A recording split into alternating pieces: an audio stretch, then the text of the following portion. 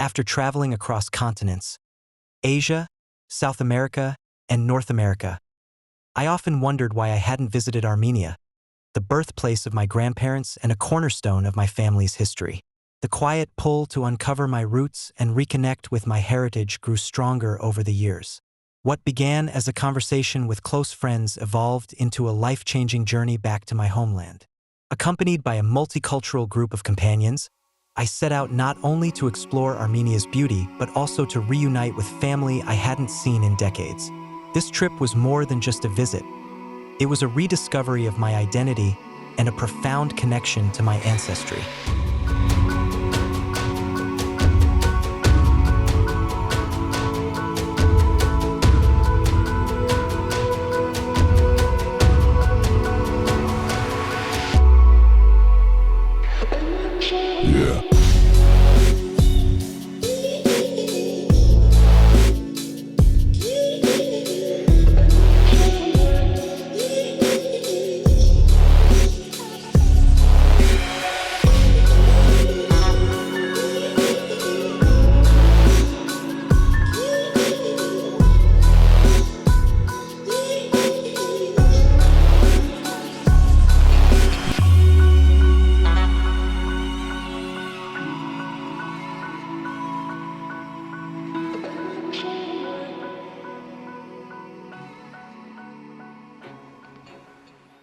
For years, I'd thought about visiting Armenia, but it never felt urgent until the perfect opportunity arose. Good friends, the right timing, and a chance to travel with a small group of US Armenians. Afzal, my Bangladeshi friend, married an Armenian and feels deeply connected to the culture. He and Ando, a proud Armenian from LA, invited me to join their trip. Our small group, an Armenian, a Bangladeshi, a Ukrainian, and me, an American/Armenian, would be welcomed in Yerevan by locals eager to share their country's history, sites, and cuisine. I hadn't thought much about visiting family in Armenia, especially relatives I hadn't seen since the 1970s, during Soviet rule. Over the years, I'd heard bits and pieces. My parents visited, my Aunt Seda came to see us, my family supported hers with gifts, and her hometown, Gyumri, suffered a devastating earthquake in 1988. Armenia had endured hardship, cold winters during the oil crisis, independence in 1991, and struggles as a small nation surrounded by Turkey, Russia, and Iran. But the biggest surprise? I hadn't known I had relatives living in the US for 20 years. So much had gone in the 50 years that I last saw my Aunt Seda. I hadn't reached out, assuming she was gone, and tracing her family seemed impossible. Then, one night, while looking through old family papers, I discovered letters from Seda to my parents. I had to try. With no knowledge of Armenian or Russian, I turned to Google, but nothing came up. I had an idea. I often use tour guides when traveling, so I searched for one in Gyumri and reached out. To my surprise, Armin Hovsepian replied, offering to help find my relatives and show me around the city. Gyumri, Armenia's second largest and a deeply historic city, had changed since Soviet rule. Many records had been moved to Moscow. Armin searched the old address I provided, Street 49, House 57, but it no longer existed. So he went to the cemetery, finding Seda's gravestone. The birth date was there, but no death date. That was good news. Determined, Armin explored Gyumri, asking locals if they knew of a 97-year-old woman with US relatives. They pointed to Seda's home, saying she had lived there her entire life.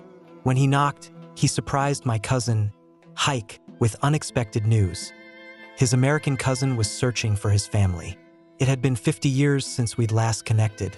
How could this even be happening? Our lives had run in parallel, me in America and Haik in Armenia.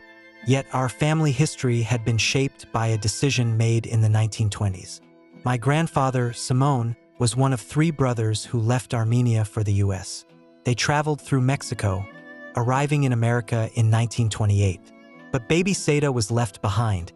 Her grandparents refused to let her go. The separation lasted decades.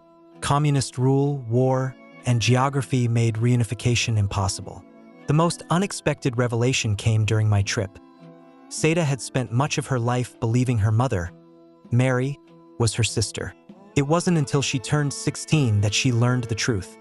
Armin arranged a Skype video call the following week with Aunt Seda, cousin Hike, his wife Lala, Michelle, and me. Seeing their faces after so many years felt surreal. Technology had made the impossible happen.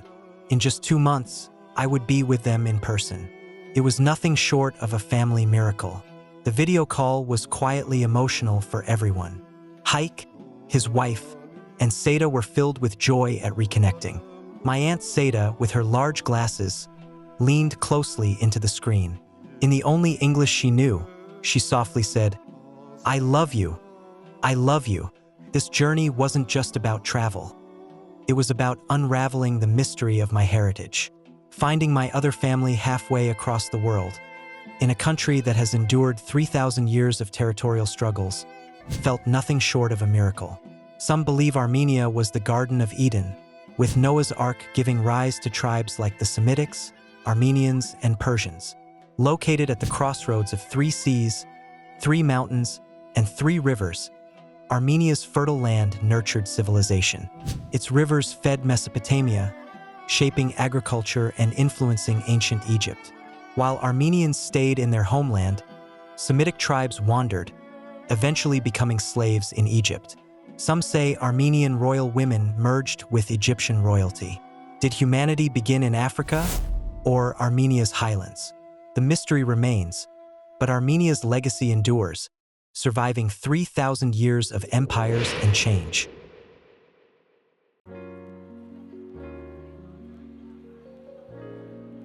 My special day started with Armin, who picked me up from the Marriott, and we drove 2 hours to Gyumri, discussing Armenian history along the way. At the Vagoyan home, built by Seda's grandparents in 1924, he offered to capture the moment. Soon, Seda's daughter Satnik arrived with her daughter Gayen and granddaughter Zara, who had immigrated to the US 5 years ago. To my surprise, I had family in Los Angeles. Gayen's translation would help bridge the gap. Then, Seda's daughters, Anahit and Satnik, welcomed me with open arms. Meeting my first cousins was surreal, and happiness filled the room.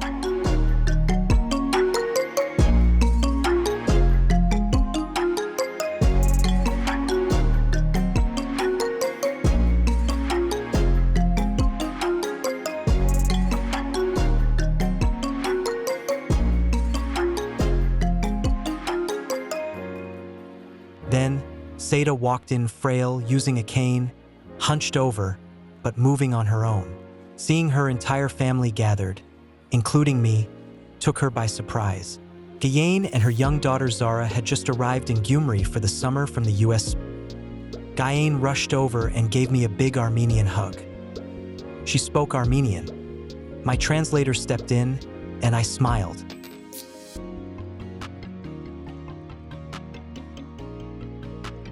Over dinner, I learned that the only English words Seda picked up during her visit to the US in the 1970s were "I love you." So she said them, "I love you," and laughter filled the room. Every so often, I'd echo, "I love you," sparking more laughter.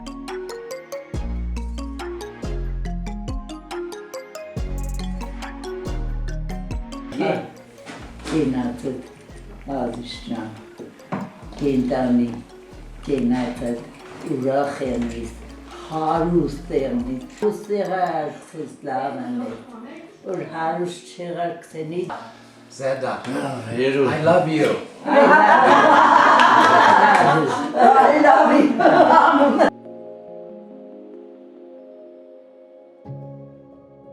After dinner, I shared my memory book with my cousins and Gayen, who helped fill in missing details. Some of their photos matched mine. One old family portrait from 1910 caused a brief debate. They thought the youngest girl was Seda, but after checking, it was confirmed as Mary. I mentioned Mary's father looked Russian. Daughters of Seda don't believe we have Russian blood.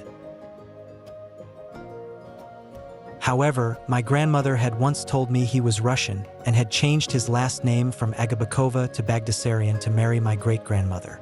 Then there was my DNA, 12.5% Italian, For years, I believed I was fully Armenian, but today it's 87.5%. Who am I, really? I set up a return visit with Armin on Friday to tour Gyumri and see my family. I could not have asked for a better experience with caring and friendly people known as my Armenian relatives.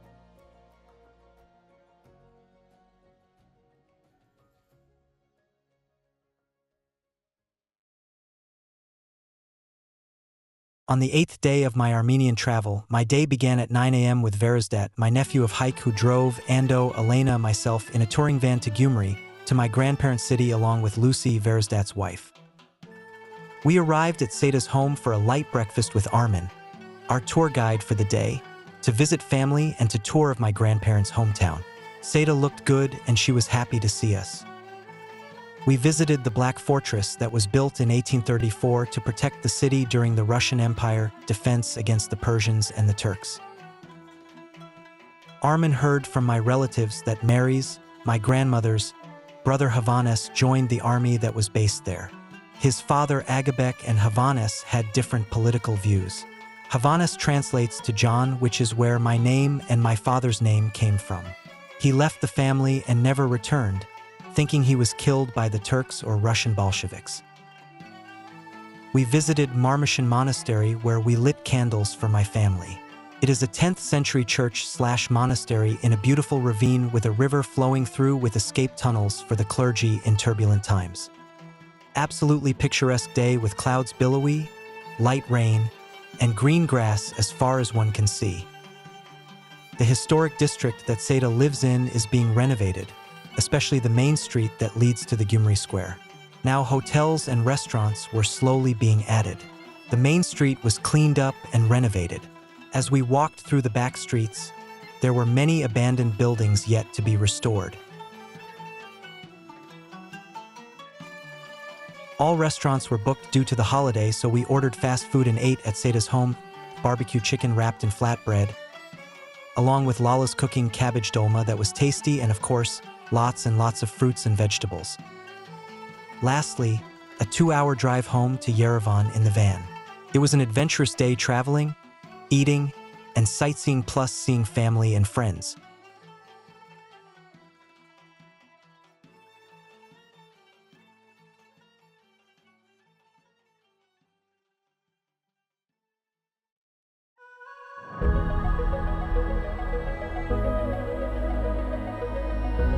As the journey in Armenia came to its final moments, my last 3 hours were spent gathering my luggage and preparing to leave for the airport. Ashid kindly drove me there, accompanied by my cousin Gayen and Anahit. To my surprise, I was met at the airport by Haik, Verizdat, Lucy, Lala, and 6 relatives in total. At 3 a.m., amidst the heartfelt goodbyes, I personally thanked each of them for their kindness and efforts during my stay. We took one last picture and we said one last, "I love you. It must be in our blood." No one cried, but happiness burst from all of our smiles. I realized that my grandparents and great-grandparents gave me a very special gift when they made the decision to leave their homeland to go to Mexico, then the United States, unfortunately leaving Seida behind. Seida's father Simone always left one seat open at the dinner table for Seida. I noticed Armenian life seems to be okay, with an abundance of food, activity, love, and family, but lacking an economy to compete in the world market. After all is said and done, it's my Armenia and my relatives past, present, and future. It is my Armenia.